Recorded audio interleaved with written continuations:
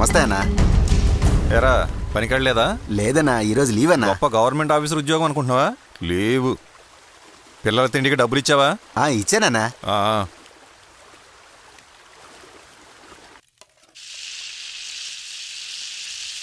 Hi Asha baby.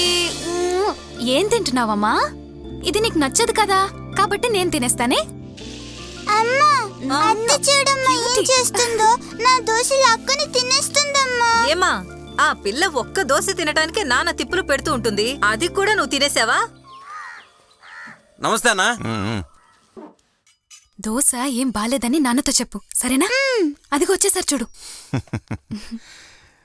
ఏం తల్లి, స్కూల్కి వెళదామా? టిఫిన్ తినడం అయిందా మరి? నాన్న, అమ్మ రోజు నాకు దోశ పెడుతుంది నాన్న, నేను అది తినలేకపోతున్నా నాన్న. అలాగా, సరే. నాన్న ఈరోజు సాయంత్రం పని నుంచి తిరిగి వచ్చేటప్పుడు నీకు బిర్యానీ తీసుకొస్తాడు, సరేనా? అన్నయ్య, మరి నాకు బిర్యానీ? నీకు లేకుండానమ్మా, నువ్వు ఇంటి గారాలు తల్లివి కదా. అవును, ఇలాగే అప్పుడప్పుడు చెల్లెలకి కూతురికి బిర్యానీలు కొనిస్తూ ఉండండి.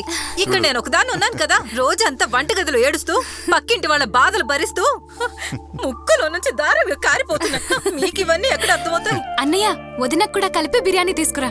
సరే సరే, నువ్వేం కష్టపడక్కర్లేదు. సాయంత్రం వచ్చేటప్పుడు నీకు కూడా కలిపే బిర్యానీ తీసుకొస్తాను. సంతోషమేనా? మటన్ బిర్యానీ.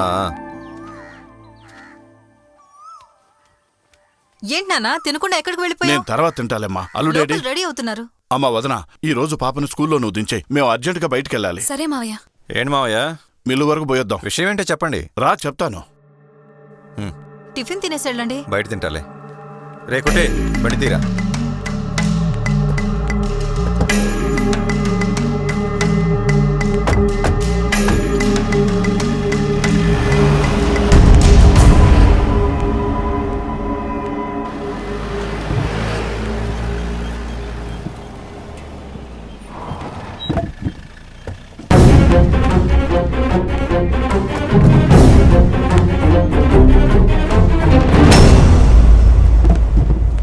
మొత్తం దొంగలన్నీ కోసి చూసారా? 2 లోడ్లు చూసామన్నా, మొత్తం అన్ని కూలిపోయి ఉన్నాయి.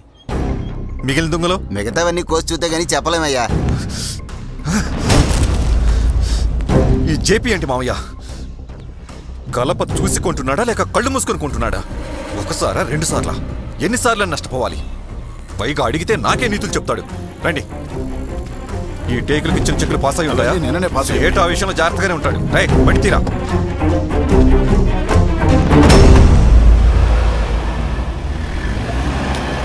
కింద ఉన్నవన్నీ లారీలోకి ఎత్తేయండి.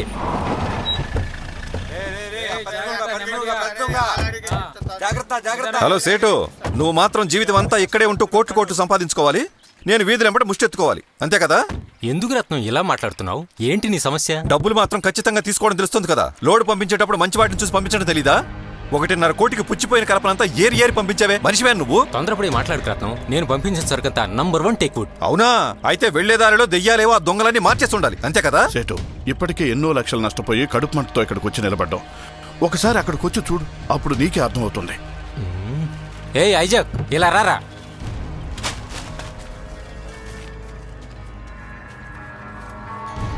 ఆ రోజు వీళ్ళ లోడెక్కించింది ఎవరు? నేనేనయ్యా. అన్ని దొంగలు పుచ్చిపోయి ఉన్నాయి, ఒకటి కూడా బాగలేదంటున్నారు. అలా ఏం లేదు. అసలు ఏం జరుగుతుంది? నిజం చెప్పు. ఏం లేదయ్యా, అన్ని మంచియే. ఏం జరిగిందిరా? ఏం లేదన్నా, నేనేం చేయలేదు, అన్ని మంచి దొంగలే. చెప్పు, నిజం చెప్పు. కొడతానా? నిజం చెప్పేస్తా. నేను ఇదంతా మీ పార్ట్నర్ జేపీ గారు చెప్పినట్టే. ఏం చెప్పాడు? మంచి దొంగలన్నీ తీసుకెళ్లి మునిరత్నం అంగట్లో దించమన్నారు. అక్కడ ఉన్న పుచ్చిపోయినవన్నీ మీ మిల్లులో దించమన్నారన్నా. ఆయన చెప్పారని అలా చేసామన్నా.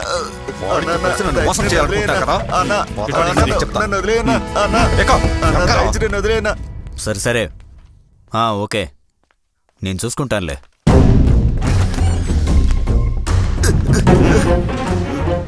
ఏ జేపీ, నన్ను నా కుటుంబాన్ని రోడ్డు మీద పడేయాలనుకుంటున్నావు, అంతేనా?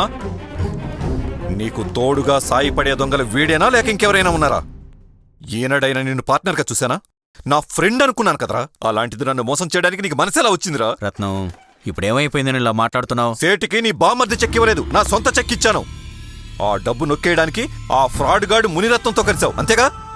ఇలాగే ఒక్కొక్కసారి నన్ను మోసం చేసి కోట్లు పోగేసుకున్నావు, అవునా? ఊరికే రోడ్లో పోయే వాళ్ళని తీసుకొచ్చి నాతో గొడవ పడక రత్నం. నా దగ్గర కోట్లాది డబ్బుందంటే అది నా టాలెంట్. నాకు మాత్రం పెళ్ళాం బిడ్డలు లేరా? అందుకని నా భార్య బిడ్డల్ని వీధుల్లో అడుక్కునేలే చేద్దామనుకున్నావా? రత్నం 4 రాళ్లు వెనకేసుకోవాలంటే 4 ధరలో వెళ్ళే తీరాలి. ఇప్పుడేంటి నీకు కావాల్సిన డబ్బు తీసుకుని ఇందులోంచి తప్పుకో. మర్యాదగా చొక్కా వదిలో. రే జేపీ, ఏయ్. రక్తం ఆవిరయ్యేలా కష్టపడి ఈ వృత్తిలో నిలబడ్డాను.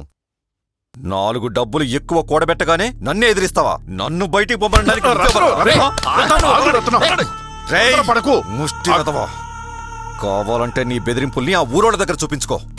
నా జోలికొచ్చావో పొడిచి పేగుల్లాగేస్తాను. నువ్వెప్పుడు నా ఆఫీస్కి వచ్చి నన్ను కొట్టబోయావో అప్పుడే నీకు నాకు కనెక్షన్ కట్ అయిపోయింది.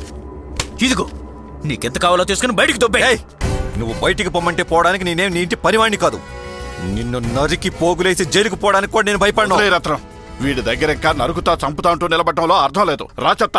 రే జేపీ, పోలీసు కోర్టు చట్టం ఇంకా చచ్చిపోలేదు. అన్నీ ఇంకా బతికే ఉన్నాయి. మేం చూసుకుంటాం. వస్తాం. రా రత్నం, రా పోదాం.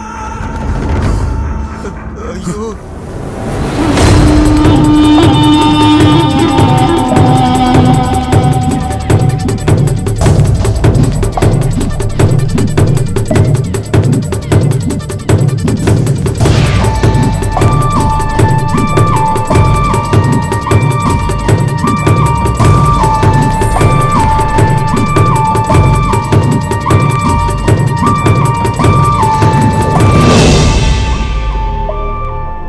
ఈ కేసుకు సంబంధించినంత వరకు ఈ న్యాయస్థానం పరిశీలించి సరైన తీర్పు చెప్పే వరకు బాధ్యదారులు వారికి సంబంధించిన వ్యాపారాలు కొనసాగించడమో, యాజమాన్యం వహించడమో, అంతేకాదు స్థిర చరాస్తులని కొనడం గాని అమ్మడం గాని, బ్యాంకుల్లోని డబ్బు వెయ్యడం గాని తీయడం గాని చేయకూడదని ఈ న్యాయస్థానం ఉత్తర్వులు జారీ చేస్తుంది.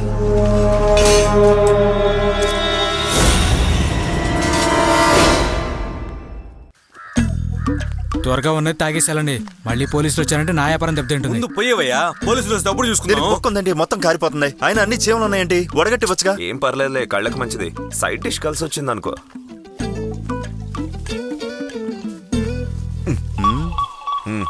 ఓ చీరలాపరే, రా. వచ్చా ఎర్ర చీర అంకమ్మ సంగతి ఏంటి? దారిలోకి వచ్చిందా? దారిలోకి వచ్చింది, కానీ అది అలిగింది. ఎందుకు జారిపోదు ఇలాంటి మొహం పెడితే? నీవే ఇక పైన యజమానివి, అది నిజం చేసి నా పైన దయ చూపవా. ఏంటి బాబాయ్, జాలీవుడ్ లో ఉన్నట్టునో? ఓ మంచి పాట పాడొచ్చు కదా. నిన్ను మించిలలోన ఎవరు లేరయ్యా.